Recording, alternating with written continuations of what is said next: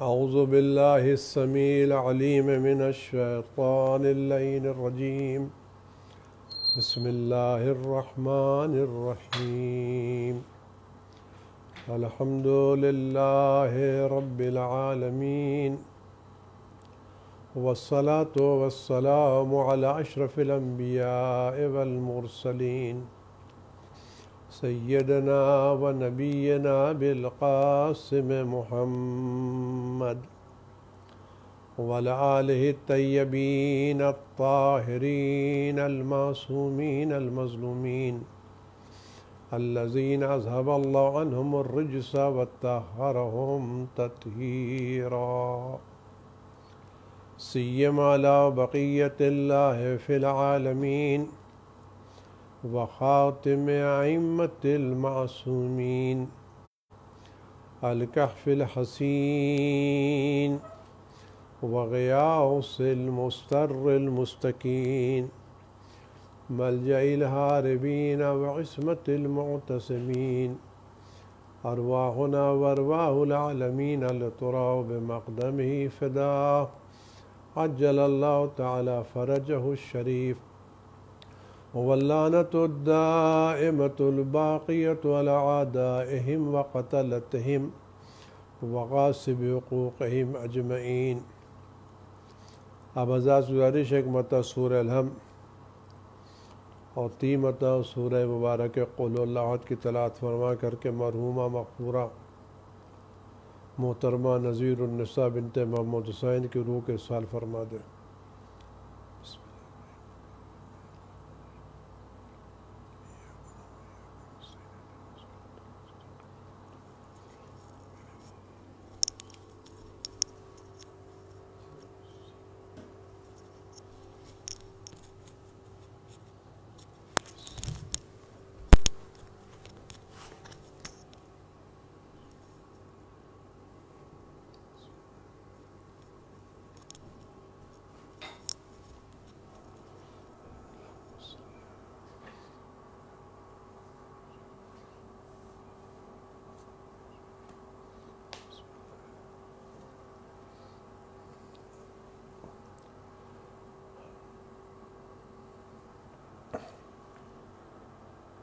खुदावंद मुताल इस मुबारक महीने को आप सब हज़रात मुबारक करार दे और उसमें आपकी तमाम इबादतें, रोज़े, नमाज, कुरान की तिलावतें, दुआएँ खुदावंद मुताल कबूल फ़रमाए और इसका अज्र मर्ज़ी इलाही, मग़फ़िरत गुनाह और बुलंदी दरजात अता फ़रमाए। और इस मुबारक महीने में खुदावंद आलम आप तमाम हज़रात को, तमाम मोमिनीन व मोमिनात को और तमाम इंसानों को इस वबा से, इस बला से जिससे दुनिया को घेर रखा है, आप सबको नजात मरहमत फ़रमाए और पूरी बलाओं से महफूज रखे और कोई भी अज़ादार इमाम हुसैन, मातमदार सैयद शुहदा इस बला में किसी तरह से भी गिरफ़्तार न हो। खुदा तमाम लोगों को बलाओं से महफूज रखे और इस मुबारक महीने में खुदावंद आलम आपकी बेहतरीन पज़ीराई करे और बेहतरीन अंदाज से आपकी मेहमानदारी करे। इज़्ज़त गिरामी, हम लोग इस वक्त अल्लाह के मेहमान हैं और खुदावंद आलम ने हम लोगों को अपने घर बुलाया है और बहुत ही ज़्यादा हमारे साथ एहतराम किया है, बहुत ही ज़्यादा इज़्ज़त की है हमारी और इस्लाम में हमको बहुत ज़्यादा खुदावंद आलम ने सम्मान दिया है। हमें सिर्फ़ बुलाया नहीं बल्कि हमारे बुलाने से पहले खुदावंद मुताल ने हमारे लिए बड़ी तैयारियां की हैं और बहुत ज़्यादा एहतरामात किए हैं। आप इस बात को महसूस फरमाएं, खुदावंद आलम के नज़दीक इस महीने में रोज़ेदारों की, अल्लाह के मेहमानों की कितनी ज़्यादा इज़्ज़त है और कितना ज़्यादा एहतराम है, इसको कोई तसव्वुर भी नहीं कर सकता। अगर किसी मुल्क में कोई बहुत बड़ी शख्सियत आने वाली होती है तो पूरा शहर सजाया जाता है, एहतराम किया जाता है, लोग उसके इस्तकबाल को जाते हैं, सड़कों के ऊपर दर बनाए जाते हैं, कमानें लगाई जाती हैं, झंडियाँ लगाई जाती हैं और पूरा शहर उसके इस्तकबाल के लिए सजाया जाता है। ये शहर की तैयारी और ये शहर की सजावट इस बात की दलील बनती है कि आने वाली ज़ात बहुत ही ज़्यादा अहमियत रखती है और बड़ी शख्सियत है, जिसके एहतराम में इतना ज़्यादा काम किया जा रहा है और इस तरह से शहरों को, गलियों को, सड़कों को सजाया जा रहा है। खुदावंद मुतआल के ताल्लुक़ से जो इमाम मासूमीन की रवायतें या रसूलुल्लाह सल्लल्लाहु अलैहि वसल्लम की रवायत है, जिसमें फरमाते हैं खुदावंद आलम माह मुबारक रमज़ान के आने से पहले साल भर तक जन्नत को सजाता है। साल भर तक जन्नत सजाई जाती है मेहमानों के इस्तकबाल के लिए। हवाएं चलती हैं, दरख्तों में ऐसी आवाज़ें निकलती हैं कि जिससे हसीन और लजीज आवाज़ दुनिया में किसी ने सुनी नहीं होगी। पूरी जन्नत सजा दी जाती है, दरख्त लहलहाने लगते हैं, पत्ते एक दूसरे से गले मिलने लगते हैं, शाखें एक दूसरे की बाहों में गले में बाहें डाल देती हैं और हुरें अपने मेहमानों के इस्तकबाल के लिए निकल आती हैं। यह मेहमान कौन? ये मेहमान आप, ये मेहमान आपके घर वाले, ये मेहमान वो छोटे छोटे बच्चे जो रोज़ा रख रहे हैं। आया है कोई ज़ात जिसने इतना ज़्यादा एहतराम किया हो? आप कहीं गए हो तो इतना ज़्यादा आपका इस्तकबाल किया गया हो, लेकिन खुदावंद आलम अपने बंदों का इस महीने में जी खोल करके इस्तकबाल कर रहा है और बड़ी इज़्ज़त के साथ, बहुत एहतमाम के साथ अपने मेहमानदारों को इस महीने में बुला रहा है। और इतना ज़्यादा उसने एहतराम किया है और इतनी ज़्यादा इज़्ज़त दी है सबको कि जिसको कोई सोच नहीं सकता, जो किसी के जहन में बात आ नहीं सकती है। खुदावंद आलम ने इस मुबारक महीने में अपने बंदों को मेहमान करने से पहले इस महीने को तमाम महीनों से बेहतर करार दिया। यानी खुदावंद आलम आपको आम दिनों में दावत नहीं दे रहा है, बल्कि खुदावंद आलम तमाम महीनों में जो सबसे बेहतरीन महीना है, जो सबसे बाफज़ल महीना है, जो सबसे अजीम महीना है, उस महीने में आपको दावत दी गई है। और ये महीना इतना सजाया गया है कि इसके दिन बकिया सारे महीनों के दिनों से बेहतर और इसकी रातें बकिया सारी रातों से बेहतर। ये वो महीना वो है जिसमें खुदावंद आलम ने जन्नत के तमाम दरवाज़े खोल दिए हैं और जहन्नम के तमाम दरवाज़े बंद कर दिए हैं, शैतानों को कैद में डाल दिया है।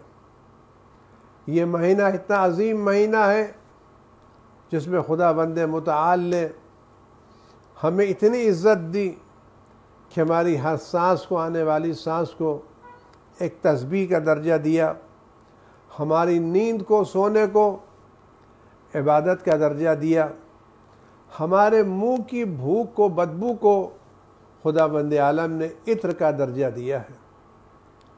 कौन है जो इतना अपने मेहमानों की इज़्ज़त करे? कौन है जो अपने मेहमानों का इतना ख्याल रखे? इतना अजीज रखना, उसमें नमाज पढ़ने के दर्जात बुलंद किए, रोज़े रखने के दर्जात बुलंद किए, नेकियां करने के सवाबात बहुत ज़्यादा बढ़ा दिए खुदावंद मुतआल ने। इतना सवाब जितना तुम सोच नहीं सकते। इस महीनों को गुनाहों की बख्शिश का महीना करार दिया।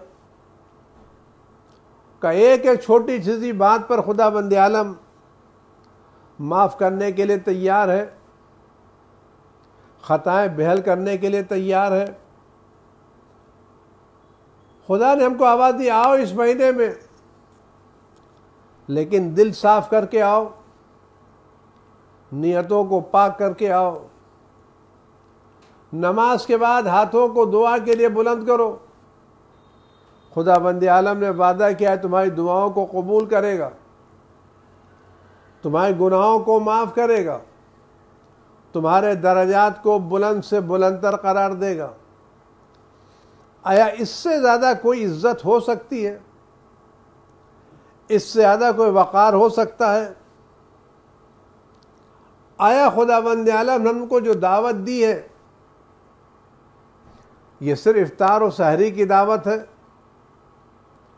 और हम रमज़ान मुबारक आने से पहले और रमज़ान मुबारक आने के बाद खाली ये एहसास करते रहे कि हमें सहरी में क्या करना है और इफ्तारी में क्या करना है। आप गौर करें और हम सब इस बात पर तवज्जो दें कि अगर हम सिर्फ अपने रोज़े का मतलब भूखा रहना, तो हमने बहुत ही बड़ा काम अंजाम नहीं दिया है। यदि अगर हम आईने में खड़े होकर के देखें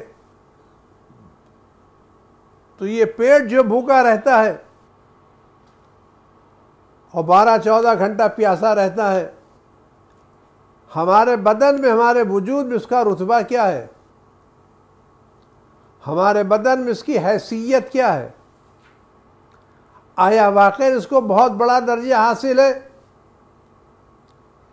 या इसका दर्जा बहुत बड़ा नहीं बल्कि बहुत ही पस्त दर्जा है?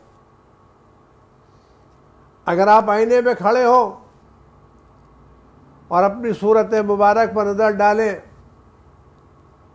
तो सबसे पहले आपको सर नज़र आएगा। सबसे बुलंदी पर सर है, उसके अंदर जो फिक्र है ये सबसे बुलंद दर्जे पर है। तो हमारे वजूद में सबसे बुलंद दर्जा सर का, और सर में मौजूद जो फिक्र है उसका। उसके बाद आंखें हैं, उसके बाद नाक है, फिर दहन है, फिर गला है, फिर सीना है, और उसके बाद पेट है, और उसके बाद फिर पैर है। तो हमारे वजूद में ये शिकम सबसे आला मंजिल पर नहीं है, ये शिकम हमारे वजूद में सबसे पस्त मंजिल पर है। हवा से खमसा के बाद इसकी नौबत आती है। अक्ल जहन में होती है, इसका दर्जा बुलंद है। उसके हवा से खमसा में आँख है, कान है, नाक है, दहन है, हाथ है। इन सब का दर्जा शिकम से पहले है, शिकम इन सब के बाद में आता है। तो अगर हम अपने रोज़े के दरमियान इस माह मुबारक रमज़ान में सिर्फ अपने शिकम को भूखा रख रहे हैं, अपने शिकम को प्यासा रख रहे हैं और अपने शिकम को कंट्रोल कर रहे हैं, तो हमने माह मुबारक रमज़ान में अल्लाह की बारगाह में जो हमारे वजूद में कम तरीन चीज़ थी उसको रोज़ा रखवाया है। खुदा ने हमको मेहमान बुलाया था, हमें दावत दी थी।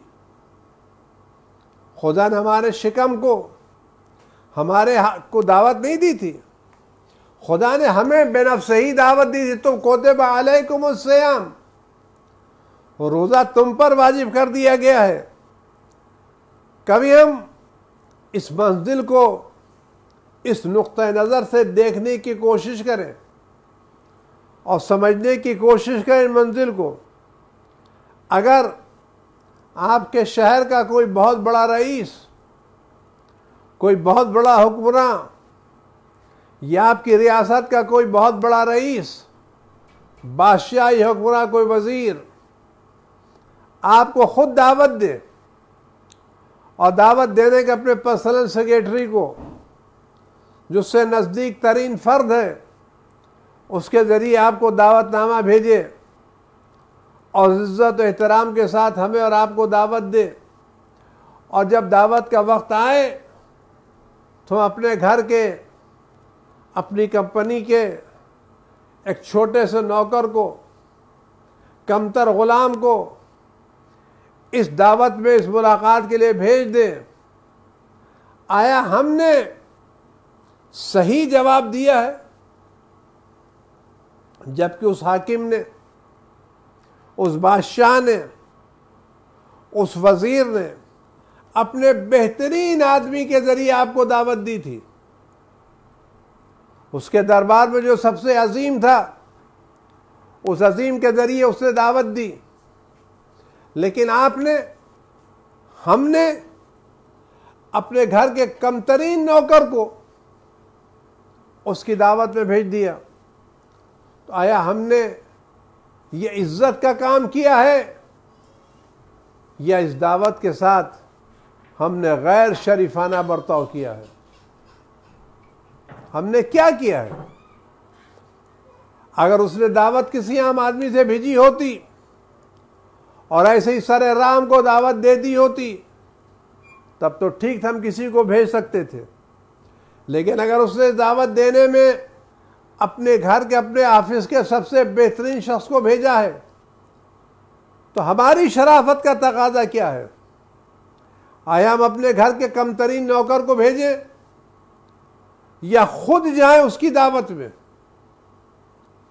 आप इस बात को और करें, खुदाबंद आलम ने इस महीने में हमको दावत दी है, ये किसी आम इंसान के लिए दावत नहीं दी है।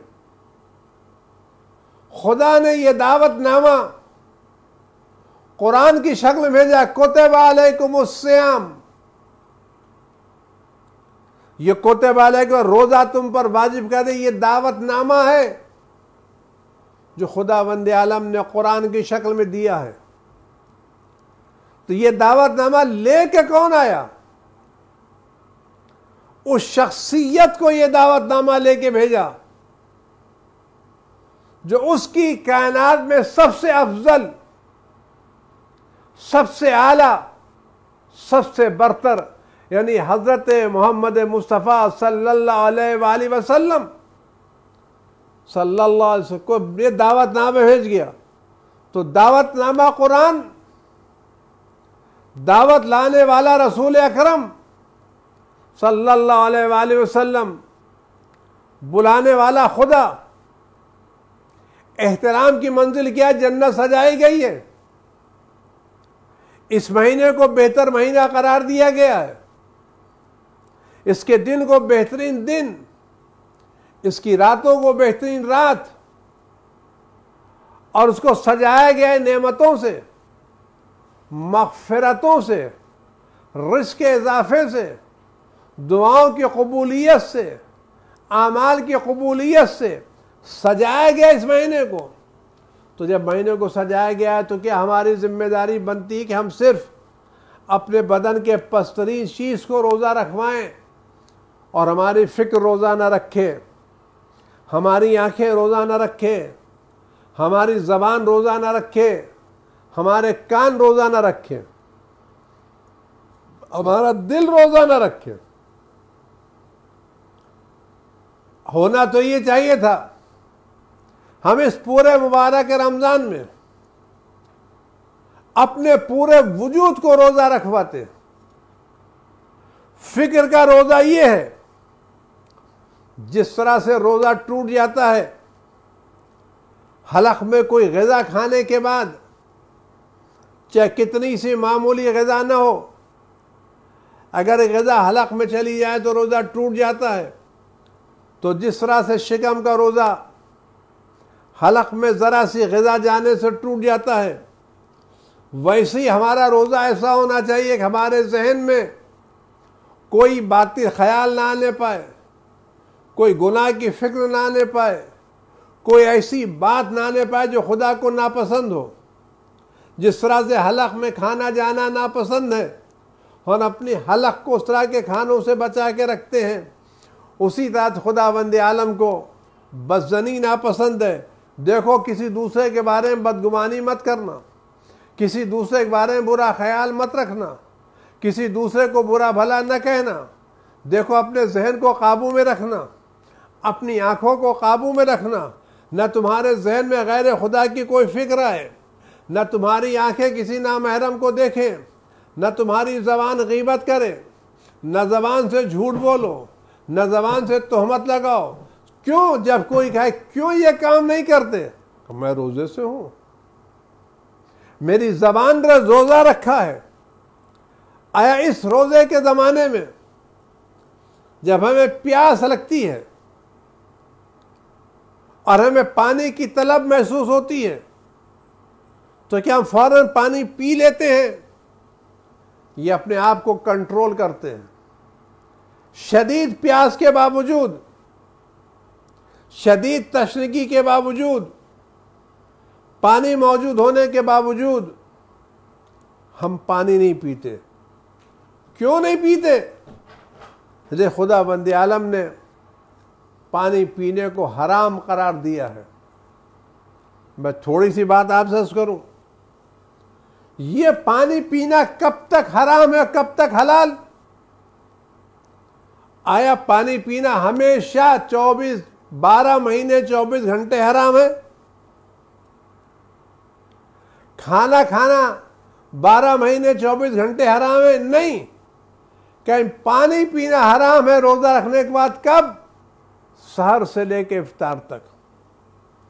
सहर से पहले और इफ्तार के बाद क्या जितना चाहे पानी पियो, जितना चाहे खाना खाओ, जो हलाल ग़िज़ाएं सब खाओ,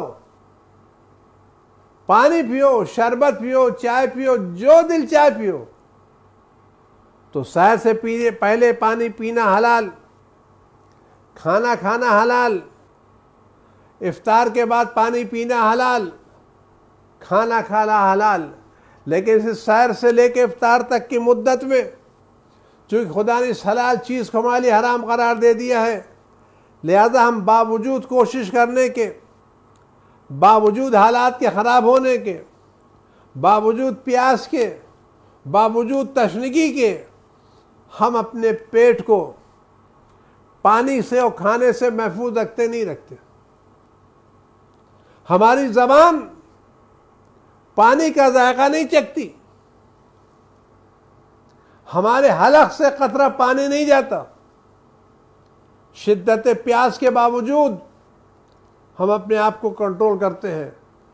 तो यानी वो पानी जो इफ्तार से के बाद हलाल, सहर से पहले हलाल, वो खाना जो इफ्तार के बाद हलाल, सहर के पहले हलाल, फिर सहर से लेकर इफ्तार तक जिस खाने पर पाबंदी है, हम पूरी कोशिश करते एक कतरा पानी गले में न जाने पाए, एक दाना खाना पानी गले में न जाने पाए।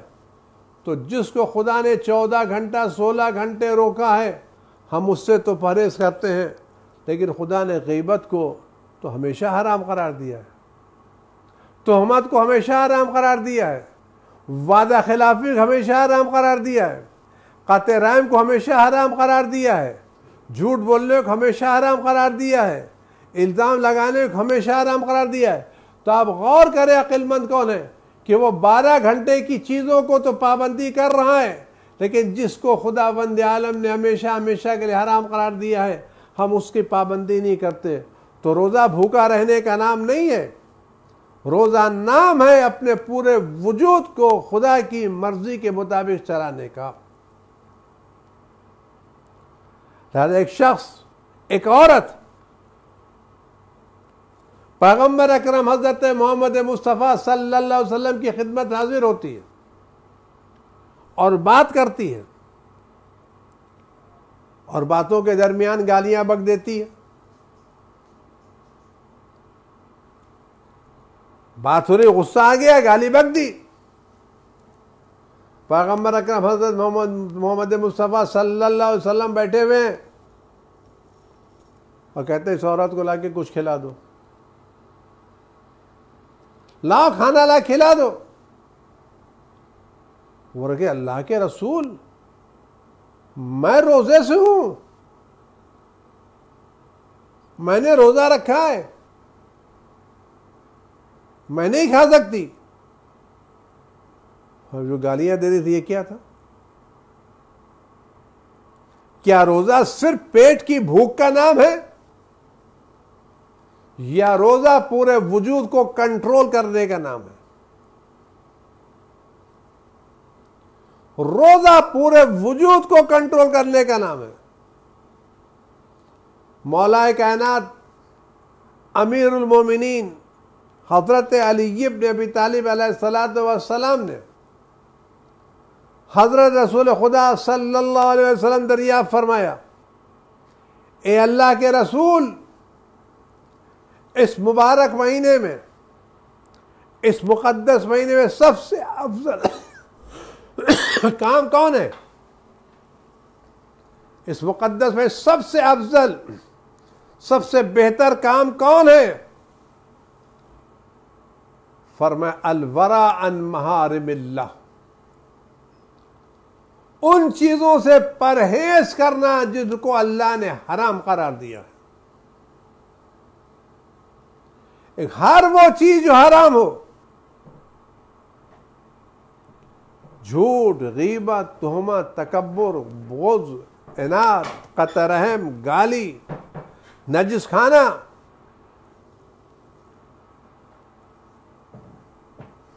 इन सब चीजों को खुदा ने हराम करार दिया। और इस महीने में खुदाबंद आलम ने सेल लगाई है, सेल, मेघा सेल लगी हुई इस महीने में, मग़फ़िरत की सेल है।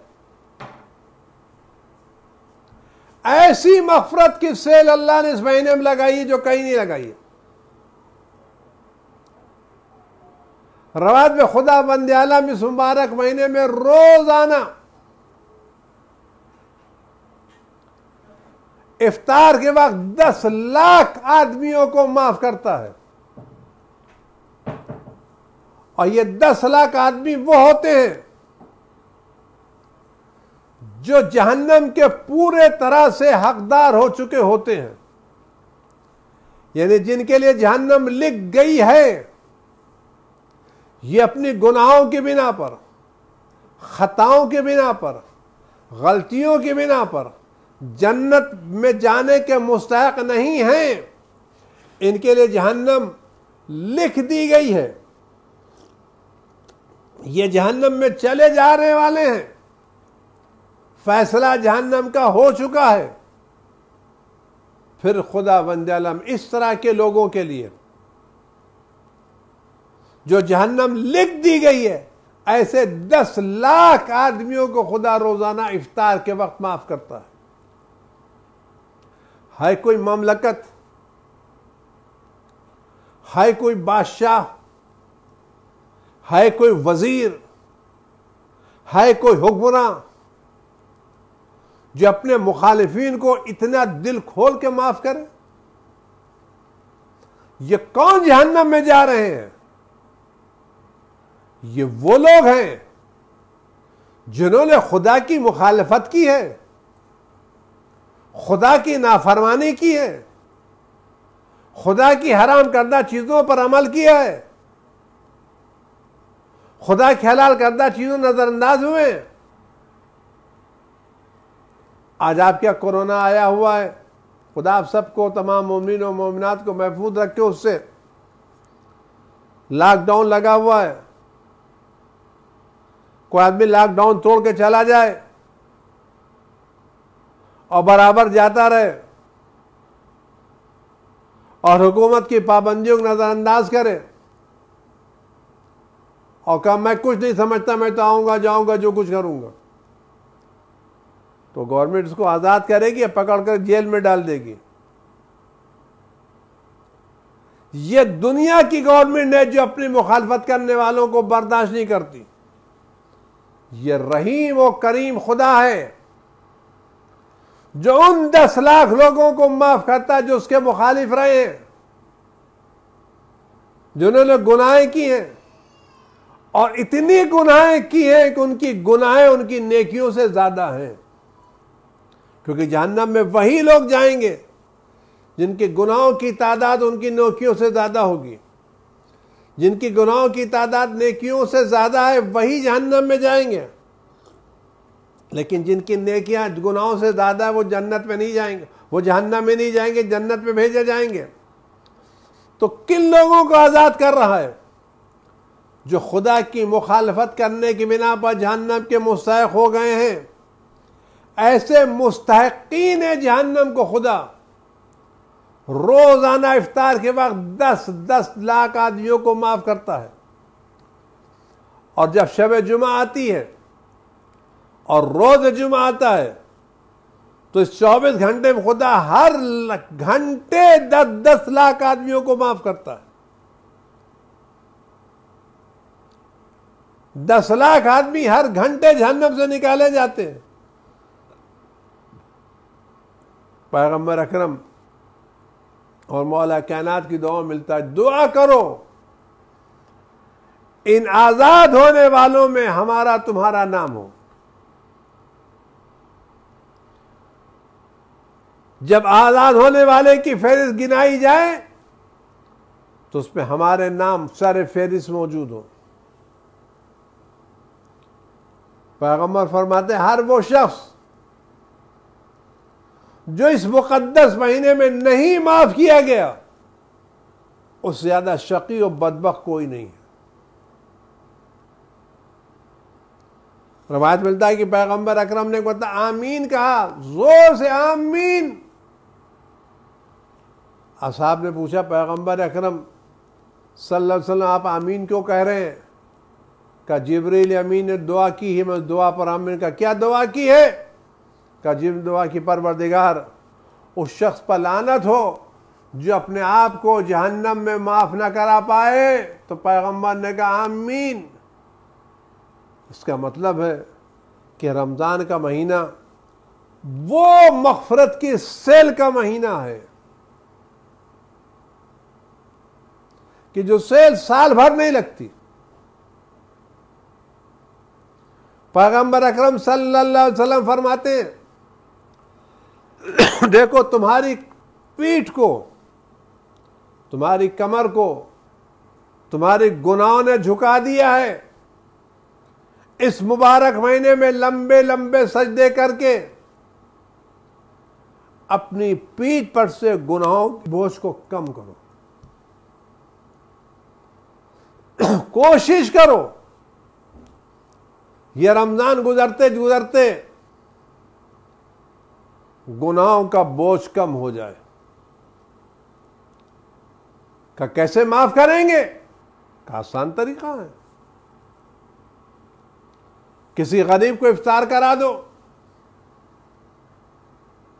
कि किसी यतीम के सर पर हाथ फेर दो, किसी बेवा की मदद कर दो, किसी गरीब की मुश्किल दूर कर दो। खुदा तो मग़फ़िरत के बहाने ढूंढ रहा है।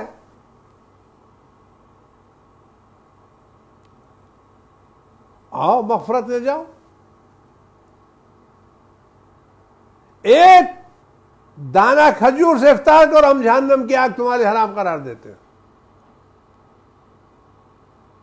अज़ीज़ान गिरामी, दरमियान में बात आई तो उसके इस महीने में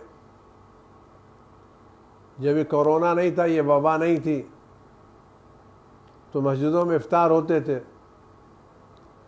और हम में हर आदमी को ना कोई दिन इफ्तार कराता था। तो अब चूंकि मस्जिद में इफ्तार नहीं हो रहे हैं तो हमें ये एहसास नहीं होना चाहिए कि हमारे पैसे बच गए, बल्कि वो हमारे बिरादरान, वो मुस्तहिकीन जो रोज़मर्रा के कारोबार में लगे हुए थे, जिनका कारोबार इस वक्त नहीं चल रहा है, और क्या वाकई खाने पीने की, दवा की, इलाज की परेशानी है, तो वो लोग जुमा मुबारक रमज़ान में इफ्तारियाँ कराते थे, सहरियाँ कराते थे। मैं उनसे गुजारिश है आप इस सहरियों का मोड बदल दीजिए, अब मस्जिदों के बजाय लोगों के घरों में भेजिए, खुदा आपको सवाब देगा। खुदा बंदे आलम बड़ा सवाब देने वाला है। तो सेल लगी हुई है, कैसी सेल अल्लाह लगाई है? वाकई अल्लाह ने सेल लगाई मग़फ़िरत व गुनाह की। क्या शब क़द्र आ रही है? रवायत के जुमले हैं कि शब क़द्र में 2 रकात नमाज है। हर रकात में सूरह हम के बाद 7 मरतबा क़ुल हुवल्लाह है, और नमाज तमाम करने के बाद पहलू बदलने से पहले 70 मरतबा इस्तिग़फ़ार, अस्तग़फ़िरुल्लाह व अतूबु इलैह। यह एक बहुत बारीक बात मैं आपसे अर्ज़ करना चाहता हूँ। हर जगह आपने इस्तिग़फ़ार लिखा है, अस्तग़फ़िरुल्लाह रब्बी व अतूबु इलैह। अस्तग़फ़िरुल्लाह रब्बी, मैं मग़फ़िरत तलब करता हूँ अपने रब से, व अतूबु इलैह, उसकी तरफ वापस जाना चाहता हूँ। तो आम तौर से इस्तिक़बाल में रब से रब्बी है, मेरा रब, जुमला हकीकत सही दुरुस्त। लेकिन माह मुबारक रमज़ान में शब क़द्र में जो नमाज है, 2 रकत नमाज है।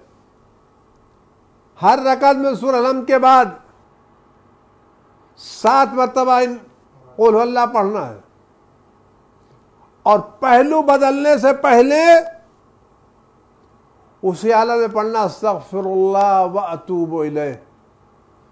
ये हमको बताया जाए, देखो किसी बात का सही होना अलग मसला है और इबादत का जुज़ होना अलग मसला है। यहाँ अखली घोड़े नहीं चलेंगे, यहाँ बात चलेगी हुक्म परवरदिगार की। बकिया इस्तिग़फ़ार 100 मरतबा अस्तग़फ़िरुल्लाह रब्बी व अतूबु इलैह है, लेकिन इस 2 रकत नमाज में 70 मरतबा है और उसमें रब्बी नहीं है। यानी अगर हमें इबादत परवरदिगार करना है तो हम भाई नहीं, का परवरदिगार क्यों रब्बी नहीं है? का रब्बी यहां नहीं है, खुदा नहीं चाहता। लिहाजा हमें नमाज में, अजान में, अपनी जिंदगी में अपनी तरफ से किसी चीज के इजाफे करने का हक नहीं है। अगर हम इजाफा करेंगे तो वो असर नहीं मिलेगा जो खुदा चाहता है। इस नमाज के बारे में वाकई सेल लगी है, सेल। रवाज जो शख्स शब क़द्र में 3 रातों में ये 2 रकत नमाज पढ़े, सूरह अलहम्द के बाद 7 मरतबा क़ुल हुवल्लाह पढ़े, रुकू में जाए, सजदे में जाए, और सलाम तमाम करने के बाद क्या अस्तग़फ़िरुल्लाह व अतूबु इलैह 70 मरतबा कहे अस्तग़फ़िरुल्लाह व अतूबु इलैह, तो रवायत मिलता है कि ये शख्स नमाज पढ़ के अपनी जगह से उठेगा नहीं मगर ये कि इसकी सारी गुनाह माफ हो जाएंगे। ये सेल नहीं तो क्या? इस नमाज में कितना वक्त लगेगा? 5 से 10 मिनट, लेकिन खुदा ने सेल लगाई है, खुदा ने दावत दी है। अब खुदा माफ करना चाहता है तो माफ कर रहा है। मैं एक बात और कह के आगे बढ़ना चाहता हूं। जब खुदा बंदे आलम शब क़द्र में 2 रकत नमाज पढ़ने के बाद और 70 मरतबा इस्तिग़फ़ार करने के बाद कहता है मैं सारी गुनाहें बख्श दूंगा, आदमी अपनी जगह से उठेगा नहीं मगर ये कि उसकी गुनाहें माफ हो चुकूंगी। कोई आदमी एतराज़ नहीं करता कि कहाँ 50 बरस की गुनाहें, कहाँ 60 बरस की गुनाहें, कहाँ इतने दिन की गुनाहें, और ये गुनाह को जाने के बाद खुदा बंदे आलम 10 मिनट में बख्श दे, कोई इस 10 मिनट के बख्शने पर एतराज़ नहीं करता। लेकिन हम जब ये कहते हैं खुदा बंदे आलम इमाम हुसैन के बहने वाले आंसुओं में गम हुसैन से निकलने वाले एक कतरे के बदले में खुदा सारे गुनाह बख्श देता है, कहते हैं आप ये रवायत ना पढ़िए, इससे लोगों के गुनाह में जुरत पैदा होती है। अरे भाई, शब कद्र के अमाल से जुरत नहीं पैदा होती, इमाम हुसैन के गम से जुरत पैदा होती है। खुदा बख्शना चाहता है, वो खुदा जो 70 मरतबा इस्तिग़फ़ार में बख्शता है, वही खुदा गम हुसैन में निकलने वाले कतरे अश्क के बदले में इंसानों को बख्शता है। ये महीना सेल का महीना है, कुरान की तिलावत का महीना है।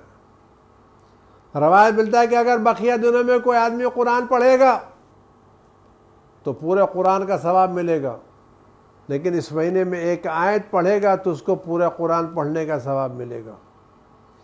कुरान में 6000 ज़्यादा आयतें हैं, का एक आयत पढ़ो बिस्मिल्लाह रहमान रहीम, एक कुरान ख़त्म करने का सवाब।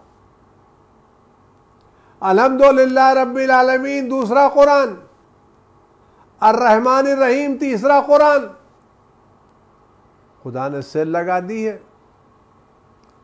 लेकिन हमें कोशिश यह करना चाहिए इस मुबारक महीने में, इस मुक़द्दस महीने में हम कुरान पढ़ें। और अगर आजकल हम जमा नहीं हो सकते हैं तो सोशल मीडिया के ज़रिए से, जो मुख्तलिफ सोशल मीडिया में जमा हो सकते हैं, अपने घरों में रह करके कुरान के क्लास चला सकते हैं, तजवीद की बात कर सकते हैं। हम इस मुबारक महीने में कोशिश करें कुरान सीखने की, सही तौर से कुरान पढ़ने की, तजवीद के साथ, सही मखरज के साथ, सही तलफ़्फ़ुज़ के साथ कुरान पढ़ें, इस्तिग़फ़ार करें और दुआएं मांगें। दुआएं, हम बहुत सी दुआएं मांगते हैं और मांगना भी चाहिए। खुदा ने वादा किया जो दुआ मांगोगे हम दुआ तुम्हें कबूल करेंगे। लेकिन हम सारी दुआएं तो मांगते हैं, लेकिन एक कुछ दुआएं ऐसी हैं जो बहुत मोहतरम है, बहुत कीमती है, बहुत कीमती है, लेकिन हम उस कीमती चीज़ों की दुआएं नहीं मांगते। हम दुआओं में पत्थर मांगते हैं, ठीकरे मांगते हैं, संगरेज़े मांगते हैं। हम दुआओं में हीरे जवाहरात नहीं मांगते। क्यों? हम क्या मांगते हैं? घर मिल जाए, मकान मिल जाए, कर्ज अदा हो जाए, कारोबार चलने लगे, सेहत मिल जाए, सलामती मिल जाए, बच्चे को नौकरी मिल जाए, यही तो मांगते हैं। ये तो ठीक रहा है। हमें मांगना क्या चाहिए? हमें इसमें मांगना चाहिए मोहब्बत अहले बैत, विलायत अहले बैत, क़ुर्बत अहले बैत। क्यों? बकिया जितनी दुआएं हम इस महीने मांग रहे हैं कि रोज़ी की, रोटी की, सेहत की, सलामती की, घर की, मकान की, औलाद की, सारे कारोबार की, खुदा दे रहा है, दे रहा है, दे रहा है। ये सब वो चीज़ें हैं जो हम एक दिन छोड़ के जाने वाले हैं। न औलाद लेके जाने वाले हैं, न कारोबार लेके जाने वाले हैं, न घर मकान लेके कुछ नहीं, सब छोड़ के जाने वाले हैं। लेके क्या जाने वाले हैं? मोहब्बत अहले बैत, विलायत अहले बैत, हुब्ब अहले बैत। तो जो चीज ले जाने वाले हम इस महीने में, वो जी खोल के मांगे। इमाम ज़ैनुल आबिदीन सलाम दुआ फरमाते अल्लाहुम्मा इन्नी असअलुका अल्लाहुम्मा इन्नी असअलु हुब्बका व हुब्बका मन युहिब्बुका व हुब्बुका अमलिन युसिलुनी इलैक। परवरदिगार, मैं तुझसे सवाल करता हूं, तू मुझे अपनी मोहब्बत अता कर। तुझसे सवाल करता हूं उन लोगों की मोहब्बत अता कर जिसको तू चाहता है, और मुझे उन आमाल की मोहब्बत अता कर जो मुझे तुझ तक पहुंचाने का जरिया होते हैं। इस महीने में शुरू से आखिर तक जब भी हमारे हाथ दुआ के लिए बुलंद हो तो मोहब्बत अहले बैत की दुआ, परवरदिगार अहले बैत की मोहब्बत हमारे दिलों को मुनव्वर फरमा, विलायत अहले बैत से मुनव्वर फरमा, गुलामी अहले बैत से मुनव्वर फरमा, खिदमत गुजारी अहले बैत से मुनव्वर फरमा। परवरदिगार हमारे रोज बरोज हमारे दिल को विलायत अहले बैत से मुनव्वर तर फरमा। ये दुआ है जो कबूल हो जाए तो कब्र की रोशनी है, इhtizar की आसानी है, बरज़ख की रोशनी है, मैदान महशर की रोशनी है, मैदान क़यामत की रोशनी है। खुदा देना चाहे तो क्यों नहीं देता? हम मांगे तो सही। इस महीने में सबसे पहले दुआ मांगे, खुदा हमारे और आपके दिलों के विलायत अहले बैत से भर दे, और दूसरी दुआ मांगे, खुदा बंदे आलम इस महीने को हमारे इमाम के ज़ुहूर का महीना करार दे, उनके आने का महीना करार दे। अजीज़ो दोस्तों, आज आप ज़िंदगी में पहला ये मौका आया होगा जब रमज़ान मुबारक में आप मस्जिद नहीं जा सकते, आप जमा नहीं हो सकते, आप घरों में इकट्ठा नहीं हो सकते। हर साल मस्जिदें आबाद होती थीं, रौनकें बढ़ती थीं, कुरान खानियाँ होती थीं, मजलिसें होती थीं, लोग आते थे। आज मस्जिदें बंद हैं। अल्लाह का घर है, नमाजी नहीं है। लेकिन सिर्फ यहाँ नहीं, और आगे चले, आज हुसैन के रोज़े पर सन्नाटा है। आज नजफ में पहले जैसी भीड़ नहीं है, आज का आज़मान में जैसा हुजूम नहीं है, आज सामर्रा में जैसी बातें नहीं हैं। यहाँ तक कि वो मशहद मुक़द्दस जो ज़ाहिरीन से छलकता रहता था, आज वो इमाम गरीब का रोज़ा, इमाम गरीब का रोज़ा है। किसी ने कहा कि इमाम रज़ा के इमाम गरीब क्यों कहते हैं? क्या कहते हैं? ज़व्वार कम जाते हैं। जब ज़व्वार की भीड़ होती थी तो उस वक्त क़िल्लत ज़व्वार की शिकायत थी, उस वक्त इमाम रज़ा गरीब थे। आज तो इमाम रज़ा और ज़्यादा गरीब है, वाक़ई गरीब है, मासूम क़ुब गरीबा, बाकी मज़ारात गरीब।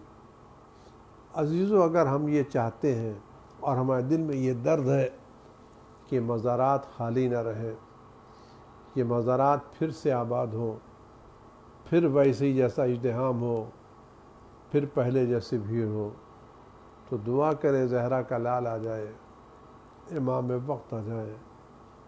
वही इस बला को हमसे दूर कर सकते हैं और हमको इस बला से निजात दिला सकते हैं।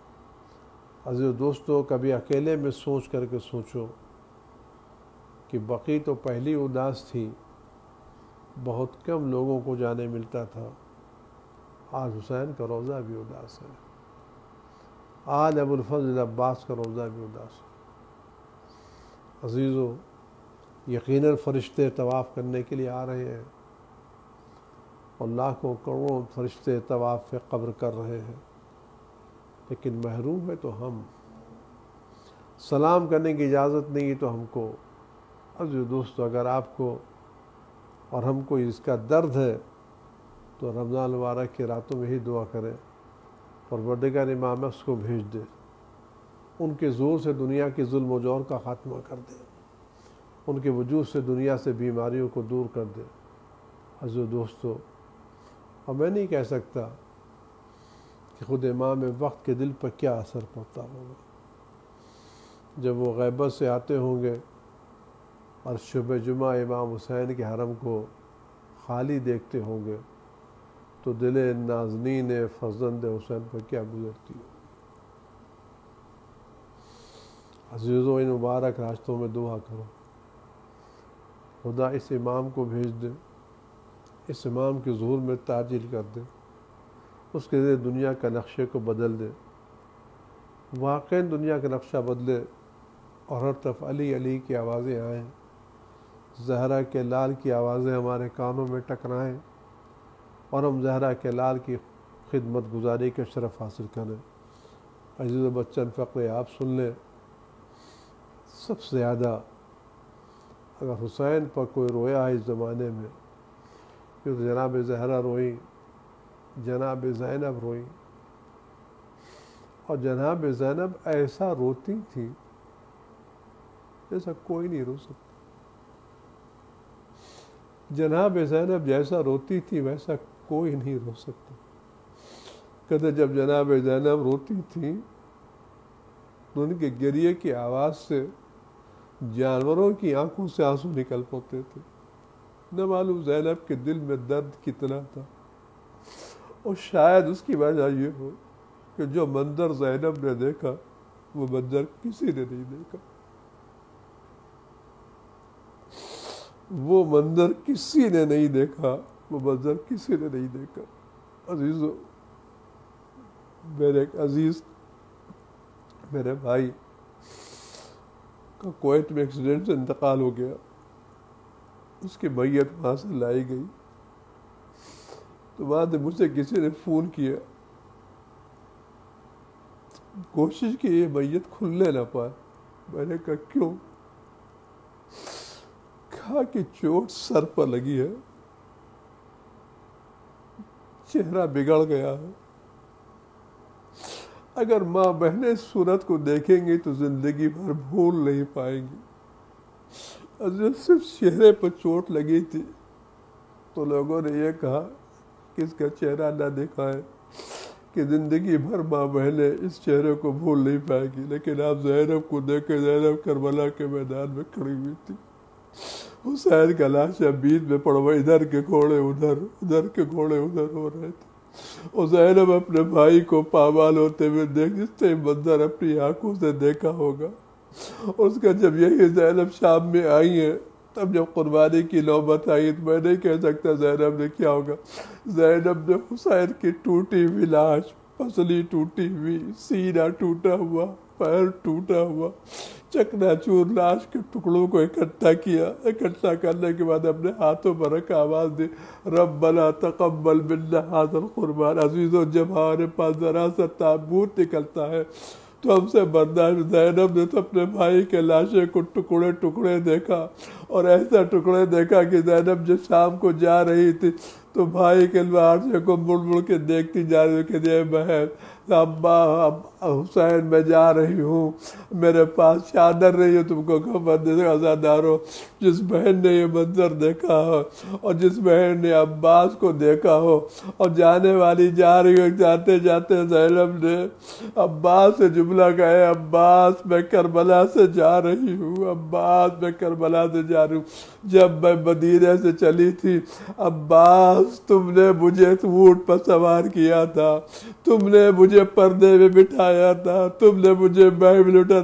अब्बास उठो, अब ज़ैनब करबला से जा रही है, हाथों में रसन बंधी हुई है, सर खुला हुआ। अब्बास खुदा हाफिज, अब्बास खुदा हाफिज, अब्बास।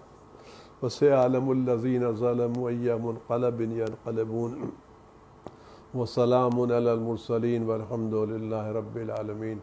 परवरदिगार इमाम के ज़ुहूर में ताजिल फरमा, राफ़त बला से हमारे इमाम की हिफाजत फरमा, हतरा के रंज व गम वलम को उनके वजूद मुक़द्दस से दूर फरमा। परवरदा इस बारक महीने में बेहतरीन इबादत की, कुरान पढ़ने की, तिलावत करने की तौफ़ीक़ात इनायत फरमा। क़ल्ब मुक़द्दस इमाम ज़मान को हमसे राज़ी व खुशनूद फरमा। मरहुमा नज़ीरुन्निसा बिन्त मोहम्मद हुसैन की मग़फ़िरत फरमा। आप हज़रात से गुजारिश है कि मरतबा सूरह अल-हम और 3 मरतबा सूरह क़ुरान तिलावत फरमा करके मरहुमा नज़ीरुन्निसा के नाम को इरसाल फरमा दें।